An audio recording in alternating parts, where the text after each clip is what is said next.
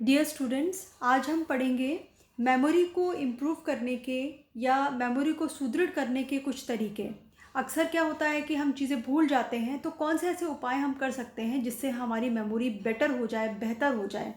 तो कुछ तरीके हैं। देखिए, मेमोरी को इम्प्रूव करने के जो तरीके होते हैं उसको हम कहते हैं mnemonics. Mnemonics are the strategies for improving memory, यानी वो तरीके, वो उपाय जिससे हम मेमोरी को बेहतर बना सकते हैं उनको कहते हैं निमोनिक्स, जिसमें एम साइलेंट होता है, निमोनिक्स।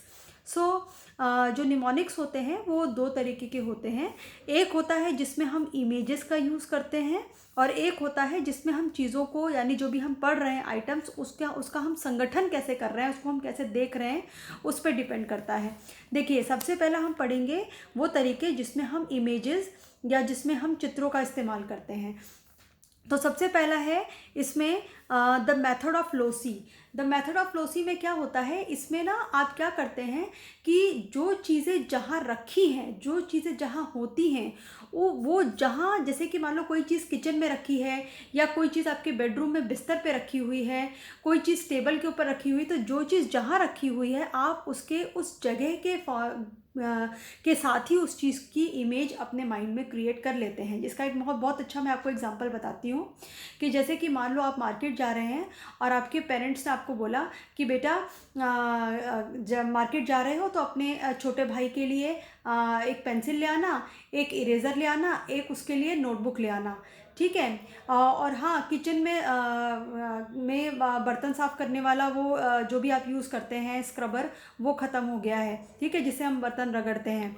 उसके बाद उन्होंने बोला कि हाँ बेटा, जा रहे हो तो सब्ज़ी मार्केट से बैंगन, आलू, टमाटर भी लेते आना, ठीक है। अच्छा हाँ, झाड़ू भी लेते आना। अब क्या है, तो अगर ऐसा होगा तो क्या होगा, आप क्या बोलोगे, अच्छा आप एक लिस्ट बना के दे दो, इतना सारी चीज़ें मुझे याद नहीं रहेंगी। लेकिन अगर आप मेथड ऑफ लोसी यूज़ करते हो तो आपको वो सारी चीज़ें याद रहेंगी। कैसे?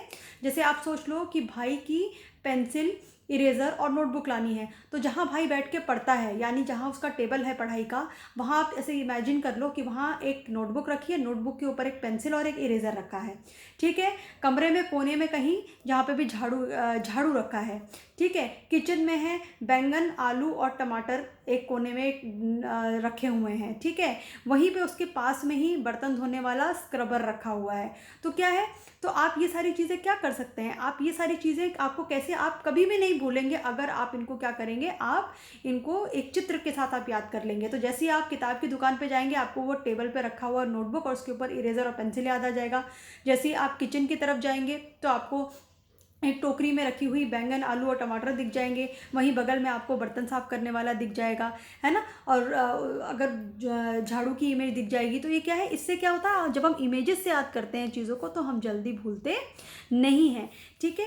नेक्स्ट जो तरीका होता है वो होता है कीवर्ड मेथड। कीवर्ड मेथड का मतलब ये होता है, देखिए कभी कभी क्या होता है, कुछ शब्द जो होते हैं वो काफ़ी डिफ़िकल्ट होते हैं, मुश्किल होते हैं, तो हम उसके लिए क्या करते हैं, हम उसको किसी चित्र से रिलेट कर सकते हैं।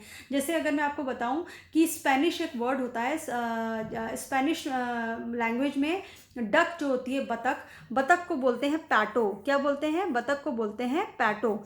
अब आप कैसे याद रखेंगे कि बतख को पैटो बोलते हैं। आपने पोटैटो सुना हुआ है ना, आलू, तो आप क्या करेंगे, आप अपने दिमाग में आलू की एक इमेज बना लीजिए। तो कभी भी कोई तुमसे आपसे पूछेगा, ये एग्जाम में आएगा कि स्पेनिश लैंग्वेज में बतख को क्या बोलते हैं, तो वह आपको आलू याद आ जाएगा। तो आलू यानी पोटैटो, पोटैटो याद करके आपको क्या याद आ जाएगा, पैटो। तो हम क्या करते हैं, चीज़ों को उनके चित्रों से हम याद कर सकते हैं। नेक्स्ट है जिसमें हम चीज़ों का संगठन कैसे कर रहे हैं। देखिए, एक तरीका और है याद करने का, वो है चंकिंग। चंकिंग का मतलब होता है चीज़ों को टुकड़ों में बांटना। चीज़ों को जब हम टुकड़ों में बांटते हैं तो उसको हम कहते हैं चंकिंग। जैसे कि मान लो आपको किसी ने अपना टेलीफोन नंबर बताया, सपोज किसी ने आपको टेलीफोन नंबर बताया 8765366720, ठीक है। सपोज आपको किसी ने ये टेलीफोन नंबर बताया, ठीक है। अब आप इसको कैसे याद रखोगे, ये तो पूरा बहुत बड़ा टेलीफोन नंबर है, तो आप कैसे याद रख सकते हो। बहुत अच्छा तरीका है इसको याद करने का। जैसे आप याद कर लो 8765, ठीक है, 36 72,000 यानी 7200 है ना, ऐसे करके, यानी आपने इसको 3 हिस्सों में डिवाइड कर लिया। कैसे भी करके, मतलब एक बड़े चीज़ को आप क्या कर सकते हो, आप छोटे छोटे हिस्सों में डिवाइड करके याद कर सकते हैं। तो ये एक बहुत अच्छा आसान तरीका होता है। एक होता है first letter technique. First letter technique हम सब बहुत यूज़ करते हैं, जैसे कि यूनाइटेड स्टेट्स ऑफ अमेरिका के लिए हम यूज़ करते हैं USA, वर्ल्ड हेल्थ ऑर्गेनाइजेशन के लिए हम लोग यूज़ करते हैं WHO, है ना। तो ये क्या है, यानी W से वर्ल्ड, H से हेल्थ, ऑर्गेनाइजेशन से O, तो यानी इसको हम बोलते हैं फर्स्ट लेटर टेक्निक, यानी हर वर्ड का पहला पहला अक्षर याद कर लेना। तो इससे भी हमें चीज़ें याद आ जाती हैं। नेक्स्ट है कि हमेशा के जब भी चीज़ों को आप याद करें तो हमेशा, जैसे पहले भी हमने पढ़ा है कि हमेशा हमें क्या करना चाहिए, डीप लेवल। डीप लेवल का मतलब ये है कि चीज़ों की मीनिंग को अंडरस्टैंड करके आप याद करें, अर्थ को। यानी जब अगर आपने चीज़ों के मीनिंग को अंडरस्टैंड करके कोई चीज़ याद करी है तो आप कभी उसको भूलेंगे नहीं, या बहुत आसानी से भूलेंगे नहीं, क्योंकि एक बार किसी चीज़ का मतलब या अर्थ आपको समझ में आ गया तो उसका भूलना क्या हो जाता है, मुश्किल हो जाता है, क्योंकि इसके ट्रेसेस काफ़ी डीप होते हैं। तो यानी अगर हम डीप लेवल पे प्रोसेसिंग करते हैं, यानी हम चीज़ों का अर्थ समझ के याद करते हैं, सिर्फ उसको रटते नहीं हैं, तो हमारी मेमोरी क्या हो जाती है, अच्छी हो जाती है।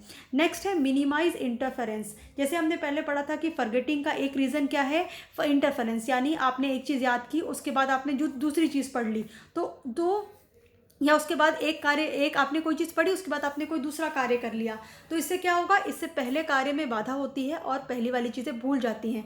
तो अक्सर हमें क्या करना चाहिए, इसका एक तरीका है कि जब अगर आपको 2 सब्जेक्ट आप पढ़ रहे हो तो कोशिश करो कि दोनों सब्जेक्ट में बहुत कम रिलेशनशिप हो। यानी सपोज़ अगर आपने अभी साइंस पढ़ी है तो उसके बाद आप हिंदी पढ़ लो, या कोई ऐसा सब्जेक्ट पढ़ लो जिसमें दोनों में कोई रिलेशनशिप ना हो या बहुत ही कम रिलेशनशिप हो। तो इससे क्या होगा कि दोनों में संबंध नहीं होगा, तो एक का प्रभाव दूसरे पर नहीं पड़ेगा।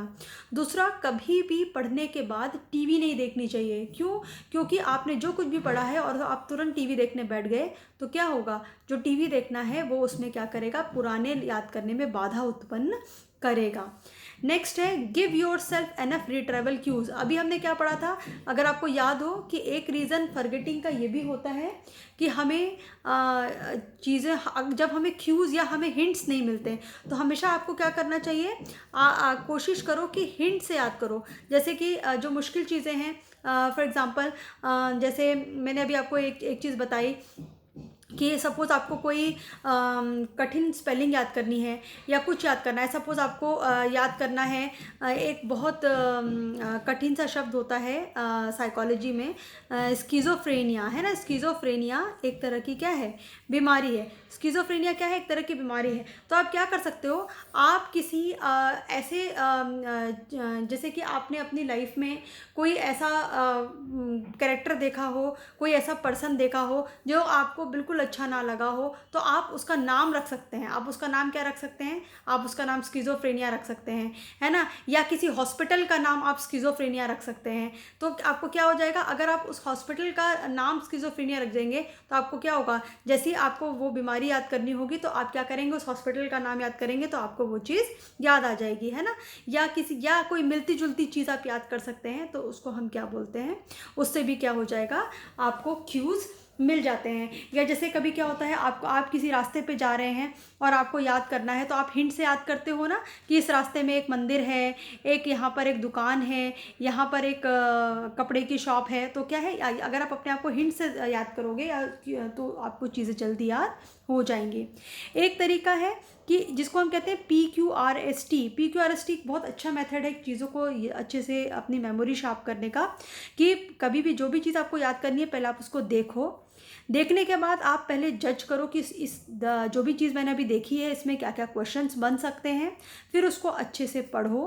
पढ़ने के बाद उसको, जो भी आपने पढ़ा उसको अपने आप लिख के देखने की कोशिश करो, और फिर क्या करो, अपना टेस्ट लो। तो इसको हम कहते हैं PQRST, यानी पहले चीज़ों को देखना, फिर उस क्वेश्चंस का निर्माण करना, फिर उसको रीड करना यानी उसको लर्न करना, फिर जो भी लर्न किया है उसको लिखना स्वयं, और फिर उसका अपना टेस्ट लेना। So these are some methods through which you can improve your memory, which are very simple and can be used in day to day life, और एक स्टूडेंट की लाइफ में स्पेशली ये बहुत हेल्पफुल है। Thank you so much.